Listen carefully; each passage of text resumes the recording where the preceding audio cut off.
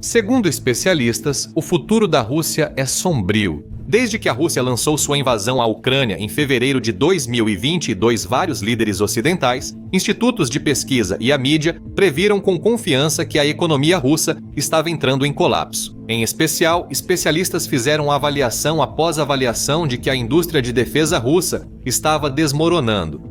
Ela não consegue lidar com sanções, instabilidade financeira e falta de trabalhadores qualificados para atender às demandas crescentes da guerra. Ou pelo menos é o que dizem, mesmo após ser alvo de sanções sem precedentes. Exclusão do sistema Society for Worldwide Interbank Financial Telecommunication, que permite pagamentos internacionais, além de perdas graves de pessoal e equipamentos no campo de batalha. Essas previsões de colapso iminente não se concretizaram, como diz o título de um artigo recente do Centro de Estudos Estratégicos, ou Centro de Estudos Estratégicos e Internacionais. A economia russa está em baixa, mas ainda não foi derrotada, enquanto nos aproximamos do final do quarto ano de guerra na Ucrânia. Alguns especialistas afirmam que 2026 será o ano em que a indústria de defesa da Rússia vai colapsar de uma vez por todas. Então, vamos dar uma olhada nas evidências e ver o quão provável isso realmente é. Em artigo recente no blog Defense, Dylan Malyusov afirma que a indústria de defesa russa enfrenta sua maior crise desde o colapso da União Soviética.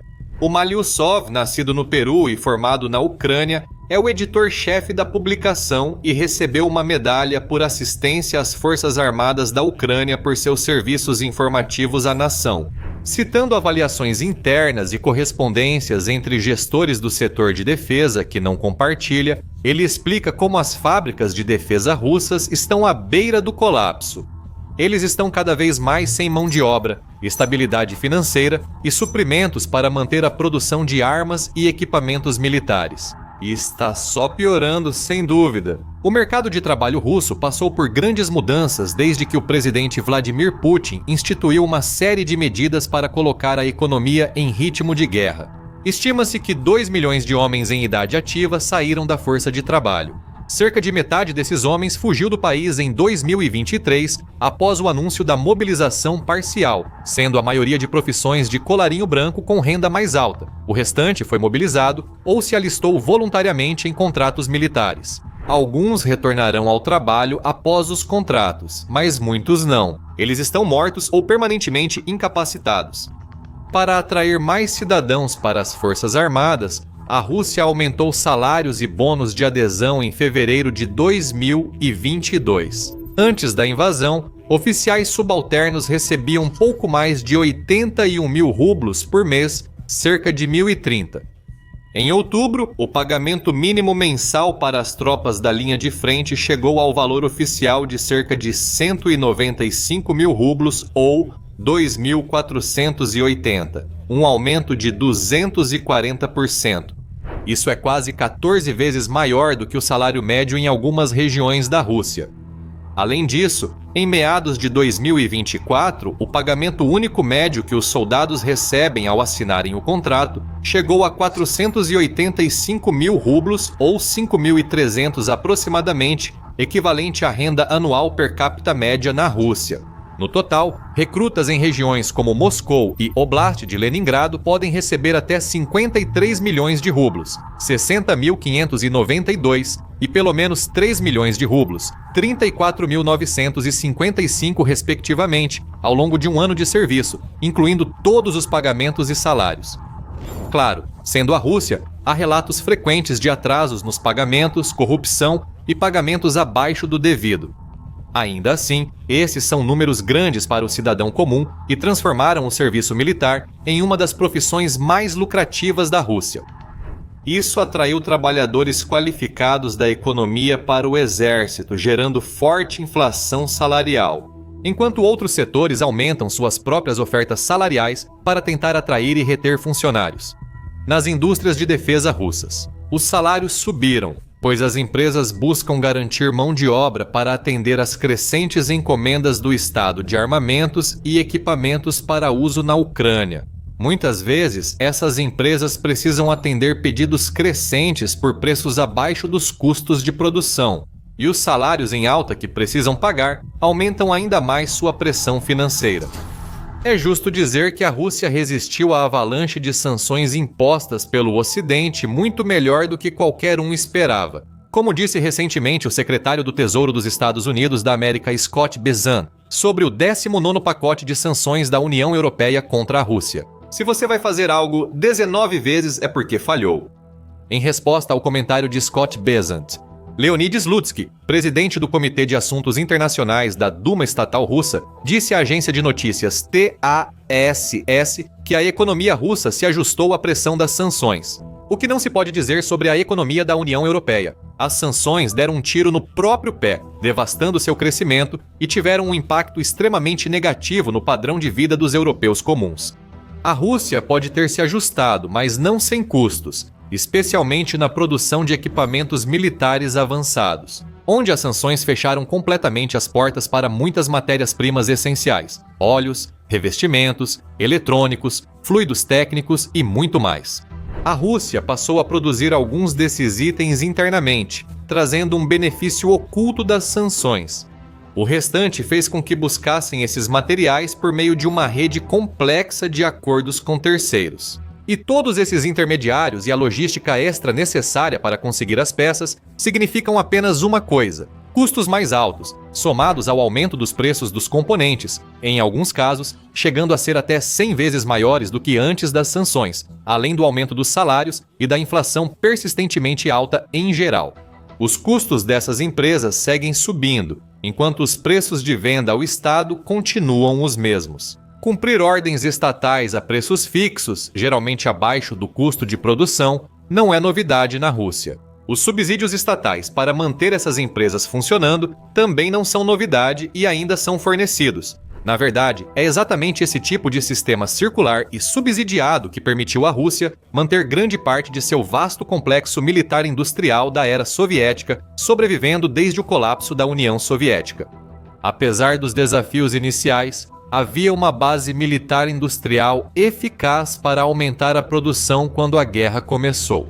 Já os países da OTAN com economias de mercado livres não têm esses sistemas, levando ao declínio de indústrias militares da Guerra Fria, como a construção naval nos Estados Unidos da América pela menor demanda em tempos de paz, enquanto a Europa começa grande programa de rearmamento. Será interessante ver como as nações europeias enfrentarão desafios parecidos, ampliando suas linhas de produção e cadeias de suprimentos. Na indústria de defesa russa, as empresas lidam com demanda estatal crescente por produtos cada vez mais escassos e prazos de entrega cada vez mais urgentes. Quanto mais entregas se perdem, mais difícil é para as tropas na linha de frente, mas os problemas delas não param aí. A demanda extraestatal por armas também criou um efeito cascata de dores de cabeça para a indústria de defesa. Para começar, historicamente, as empresas de defesa russas compensavam a queda de receita das vendas ao Estado abaixo do custo com lucros vindos de pedidos de exportação lucrativos. Como resultado dos enormes aumentos de armamentos durante o auge da Guerra Fria, os Estados Unidos da América e a Rússia tradicionalmente foram os dois maiores exportadores militares do mundo, com os Estados Unidos da América muito à frente, mas a Rússia em um confortável segundo lugar. No entanto, mesmo antes do início da guerra, as exportações militares russas já haviam começado a cair. E desde 2022 elas caíram de forma tão alarmante que a Rússia perdeu seu segundo lugar para a França, ainda que por uma margem pequena. Onde a Rússia fazia entregas para 31 países antes da invasão, ela tinha apenas 12 clientes em 2024. As sanções tiveram um papel crucial ao levar muitos países a suspender ou cessar a compra de armas da Rússia. Esse processo parece ter começado já com o primeiro conjunto de sanções impostas à Rússia após a anexação da Crimeia em 2014. A Rússia perdeu acesso a muitos mercados estrangeiros, e compradores cancelaram ou congelaram contratos devido ao medo de também serem sancionados e à incapacidade das empresas russas de realmente entregar. A entrada de novos players de defesa como Israel, Turquia, Coreia do Sul e Índia diminuiu a fatia da Rússia em mercados tradicionais na Ásia, África e América Latina, e o fraco desempenho de várias armas russas na Ucrânia. Em 2022 e 2023, quando ocorreu a maior queda nas exportações, isso certamente não ajudou a aumentar a demanda. O principal motivo da forte queda das exportações militares russas é que o Estado precisa das armas na Ucrânia, tornando-as indisponíveis para exportação. Denis Mantarov, primeiro vice-primeiro-ministro da Rússia, disse à Interfax em 2023 que uma parte significativa das armas produzidas no país está sendo direcionada para os campos de batalha na Ucrânia. Ele afirmou que fornecer delas é nossa prioridade máxima. Com as grandes perdas da Rússia, as demandas do exército russo só cresceram. Resumindo, por causa das sanções, do mau desempenho e do redirecionamento do fornecimento, vários grandes acordos bilionários foram interrompidos. O Egito cancelou um grande pedido dos caças Su-35 no início de 2022, citando preocupações com o desempenho e pressão do Ocidente. Argélia e Indonésia também cancelaram compras planejadas de aeronaves de combate russas, depois que a Rússia não conseguiu fornecer as aeronaves encomendadas devido às demandas da guerra. E os compradores não ficaram satisfeitos com o plano de substituição. As Filipinas cancelaram em 2022 um acordo de 127 bilhões para 16 helicópteros Mi-17 supostamente sob forte pressão diplomática dos Estados Unidos da América. Esses cancelamentos não afetam apenas as grandes empresas, geralmente estatais, que acabam produzindo grandes sistemas de armas como tanques, aviões e navios. Isso também afeta as dezenas de empresas menores, geralmente privadas, que fornecem matérias-primas, peças e serviços. E para piorar, o Estado, que é o principal cliente, evidentemente está tendo dificuldades para pagar em dia, mesmo enquanto as entregas são esperadas. Ainda assim, o descumprimento das entregas traz sérias consequências legais e outras pressões sobre eles. Isso deixa as fábricas incapazes de pagar salários, quitar dívidas com fornecedores ou comprar componentes. Segundo Malyusov, um dos documentos em sua posse afirma que o envio de tanques em janeiro ainda não foi pago. Ainda assim, o contratante segue obrigado a entregar novos veículos durante o ano. Além disso, persistem ataques de drones, mísseis e sabotagens ucranianas contra instalações energéticas e militares russas. Em outubro, a Ucrânia afirmou ter atingido a fábrica de munições Sverdlov, no Oblast de Nizhny Novgorod, uma instalação que produz bombas de aviação, munições de artilharia e munições antiaéreas. Anteriormente, em agosto, no mesmo Oblast, a Ucrânia atingiu a fábrica de instrumentos Alzamaz, que produz sistemas ópticos, eletrônicos e de navegação para aeronaves militares russas, mísseis e veículos.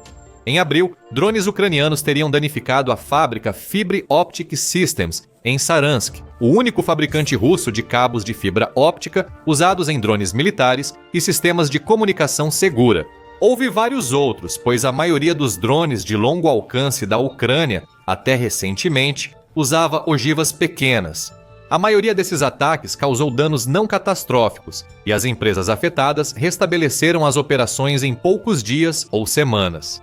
Ainda assim, com dezenas, se não centenas de drones atravessando as defesas aéreas russas todas as noites, esses ataques certamente têm prejudicado a produção militar russa e agravado o pesadelo financeiro para muitas empresas. Esses ataques certamente custaram à máquina de guerra russa dezenas ou até centenas de bilhões de dólares. Forçaram Putin a realocar sistemas de defesa aérea e recursos das linhas de frente para proteger infraestrutura e instalações militares. Ele também teve que mobilizar veteranos da Ucrânia para defender essas regiões. Some tudo isso: falta de mão de obra, queda nas exportações, custos para contornar sanções e baixos preços pagos pelo Estado. Se é que pagam com tantas greves, etc. E, de acordo com Malyusov, a maior parte da indústria de defesa está cedendo sob uma pressão insuportável. Até mesmo algumas das maiores fábricas, consideradas essenciais para o sistema, estão mostrando sinais visíveis de sofrimento. Malyusov menciona um e-mail do início de 2024 de Dmitry Fadeov, diretor executivo da grande fábrica Murom. O grupo ativista de resistência cibernética ucraniana teria interceptado o e-mail e compartilhado com o Centro Nacional de Resistência da Ucrânia. Como presidente da Liga das Empresas de Defesa do Oblast de Vladimir, Fadeov reclamou: as fábricas são obrigadas a vender seus produtos pelos preços de 2019, mas ao mesmo tempo espera-se que comprem seus insumos a preços de mercado e com antecedência. Ele disse que o dinheiro recebido do governo não era suficiente nem para cobrir os juros do crédito que sua empresa precisaria tomar para pagar seus fornecedores. Os altos custos dos empréstimos são uma reclamação comum em toda a economia russa atualmente. Com as taxas ainda altíssimas, acima de 20, o crescimento econômico desacelerou e está pairando em torno dos níveis de recessão. As empresas simplesmente não conseguem arcar com os custos dos empréstimos. Assim, o crescimento, o capital, os investimentos e a P&D desaceleraram quase até a estagnação em muitos setores da economia. Além disso, Fadeov diz que o dinheiro do governo fica preso até a conclusão dos contratos, que normalmente duram de 3 a 5 anos, o que significa que, durante esse tempo, o dinheiro fica efetivamente congelado. Ele também reclama da falta de funcionários nas fábricas por causa da mobilização em massa e da falta de acomodação na região. Como resultado, a fábrica de construção de máquinas Murom perdeu 70 milhões de rublos, aproximadamente 770 mil na produção do dispositivo, um T-146 só os sistemas de navegação. E agora estava lutando para acompanhar a demanda estatal cada vez maior por seus dispositivos. A autenticidade do suposto e-mail de Fadeov é difícil de confirmar, e não se sabe se os problemas citados foram resolvidos depois. Mas uma coisa é certa: o ataque ucraniano à fábrica, que produz componentes de ignição para munições usadas pelas Forças Armadas da Rússia, pelo Ministério do Interior e pelo Serviço Federal de Segurança, o Serviço Federal de Segurança em 30 de abril, não facilitou em nada a situação por lá. Malyusov também diz que a Corporação Unida de Aeronaves, um dos maiores fabricantes de aeronaves de combate russas, teve falta de recursos para pagar contratados. Agora responde a centenas de processos por compensação de dívidas. No entanto, ele não apresenta referências para essa afirmação e não achamos outras fontes que a confirmem.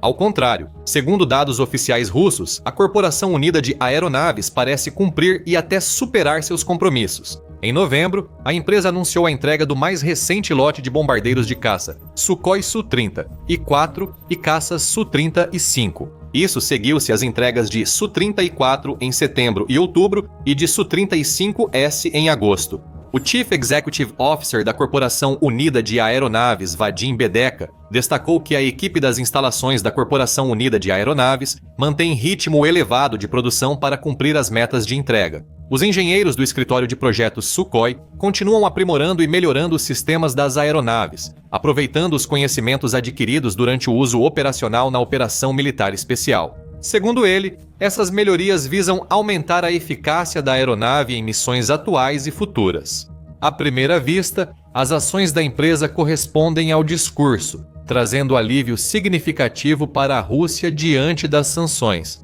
A Corporação Unida de Aeronaves lançou recentemente o aguardado jato MC-21, exibido no Dubai Air Show. O MC-21 é um jato de fuselagem estreita comparável ao Boeing 737 e ao Airbus A320, e, supostamente, é o primeiro avião russo totalmente produzido no país, substituindo importações. Com metade da frota russa de Airbus A300 e 20 neo parada devido a problemas não resolvidos nos motores. Agravadamente pelas sanções, a indústria da aviação é uma área onde as sanções tiveram um impacto mais severo. Moscou pretende produzir mais de 600 novos aviões até 2030 para substituir sua frota ocidental envelhecida. E o MC-21 e o Yakovlev SJ-100, também fabricados pela Corporação Unida de Aeronaves, devem formar a maior parte disso. Considerando tudo, o governo prometeu mais de 27 bilhões para desenvolver aeronaves domésticas como o SJ-100 da Yakovlev e o MC-21. É uma prioridade evidente de Moscou. Mesmo que as alegações de Malyusov sobre a Corporação Unida de Aeronaves envolvida em centenas de processos sejam verdadeiras, a empresa provavelmente se defendeu. Por outro lado, com o que ocorre na Uru-Vagan-Zavod não dá para ter tanta certeza. O grande fabricante russo de tanques e vagões de carga em Nizhny Tagil, a cerca de 1.400 quilômetros de Moscou, anunciou em novembro a reestruturação das operações para cortar custos, incluindo, segundo relatos, até 10 de seus funcionários. Segundo o portal E1, citando documento interno, a Uru-Vagan-Zavod planejava cortar até 50 funcionários em diversos setores até fevereiro de 2026 e suspender novas contratações. Questionada sobre a reportagem, a Uru-Vaganzavod afirmou a Reuters que, como outras empresas no cenário atual, está passando por uma reestruturação para otimizar despesas administrativas e de gestão. Disse que a Uru-Vaganzavod segue trabalhando intensamente para cumprir ordem estatal de defesa e que ainda há novas contratações. Certamente, com base em relatórios oficiais russos, a Uru-Vaganzavod ainda está cumprindo essas ordens. Em novembro, a empresa anunciou a entrega do primeiro lote dos modernizados TOS-1A Soloncepiok, lançadores múltiplos de foguetes termobáricos. Em outubro, anunciou a entrega do primeiro lote de um novo veículo de apoio a tanques não especificado. O veículo modernizado teria blindagem reativa melhorada e proteção lateral extra. Isso porque o problema na Uru-Vaganzavod não está realmente relacionado ao setor de defesa da empresa, mas sim à divisão de vagões ferroviários. A empresa, como a maioria do setor de logística de energia na Rússia, enfrenta uma queda profunda e prolongada na demanda por vagões de carga ferroviários. Isso ocorre devido à forte redução no volume de cargas, resultado das interrupções nas exportações causadas por sanções econômicas do Ocidente e da Ucrânia. Uma grande empresa de defesa que está, sem dúvida, em sérios problemas financeiros é a Odess-EE Ukronstadt, uma das maiores fabricantes de drones da Rússia e produtora dos sistemas Orion e Inerodskaya. Em 2022, anunciou com orgulho a expansão da produção em suas duas fábricas de montagem de Vantes na região de Moscou. Agora está quase falindo, após meses de crise financeira, ações judiciais e derrotas no campo de batalha. Mesmo antes do início da guerra, as finanças da empresa já eram instáveis. Em 2020, Kronstadt teve receitas de 2 bilhões de rublos, 25 milhões, mas prejuízos superiores a 35 bilhões de rublos, 45 milhões. Os problemas reais surgiram após o anúncio de 2022, quando o principal investidor da Kronstadt, a AFK Sistema, se retirou. Sem esse apoio financeiro, a dívida da empresa disparou enquanto ela lutava para acompanhar as crescentes demandas de produção. Somei a isso os demais problemas amplos da indústria que debatemos. Falta de pessoal, problemas para conseguir peças, custos crescentes, etc. Em 2025, tudo implodiu espetacularmente. A empresa enfrenta mais de 40 processos judiciais, somando 6.260 e 3 milhões de rublos, aproximadamente 7 milhões. Segundo relatos, os subcontratados estão correndo para entrar com ações rapidamente, temendo a provável falência da empresa. Não está claro até que ponto as disputas ilegais afetaram a capacidade da empresa de cumprir as ordens do Estado. Perder Kronstadt seria um grande revés para a indústria de defesa russa e suas operações militares, cada vez mais dependentes de sistemas aéreos não tripulados. Por isso, Moscou provavelmente não permitirá que isso ocorra. Se isso ocorrer, Putin provavelmente nacionalizará a empresa e retomará a produção rapidamente. Ele perde frequentemente sistemas de defesa aérea S-400 muito mais caros que a dívida de Kronstadt para ataques precisos ucranianos. Então, levando tudo em consideração, é basicamente uma decisão óbvia, com o artigo de Malusov pintando um quadro sombrio da indústria de defesa da Rússia, e sentimentos semelhantes sendo ecoados em grande parte das análises ocidentais sobre a economia e o setor militar russos. Você poderia esperar encontrar sinais claros de problemas relatados na mídia russa, mesmo que sejam apenas dicas sutis que precisam ser percebidas. Mas a expressão política é fortemente reprimida na Rússia. Porém, em questões econômicas e financeiras, geralmente há mais liberdade. Você pode reclamar do aumento do custo de vida ou defender a redução de taxas, sem medo de ser levado pelo Serviço Federal de Segurança. E no ambiente de hoje, milhões de pessoas fazem isso, rolando as notícias, por exemplo, no já conhecido veículo financeiro, Kommersant. A preocupação com crescimento e investimento parados, juros e inflação altos e elevado endividamento. Para citar apenas alguns dos problemas óbvios da economia russa. Mas parece que eles acham que ainda controlam a situação, têm mecanismos para usar e só precisam escolher os certos. A economia estava superaquecendo, nós tomamos medidas para desacelerá-la. Eles podem argumentar que funcionou, mas talvez bem demais. Agora precisamos tomar as medidas certas para voltar a crescer. O consenso parece ser algo nessa linha. Quanto à indústria de defesa, Alexander Mikhailov, chefe do escritório russo de análise político-militar, disse à TASS em novembro: no macro, A Rússia supera todo o complexo de defesa da Europa Unida em armas e munições. A Europa, com 500 milhão de habitantes e cerca de 30 países desenvolvidos, incluindo pelo menos 10 com indústrias de defesa hoje, não consegue competir com o setor de defesa unificado da Rússia. Isso é uma vantagem significativa. Ele diz que os contratos estrangeiros da Rússia, ou exportações de defesa, somam cerca de 60 bilhões de euros. E após o fim da operação militar especial, espera-se que a Rússia ganhe ainda mais com as exportações de armas. O tempo mostrará se ele tem razão ou se é só blefe. E 2026 é o ano em que todas as previsões sobre o iminente colapso da Rússia finalmente se concretizam. Inscreva-se no canal e ative as notificações para receber mais análises sobre temas militares atuais. Obrigado por assistir.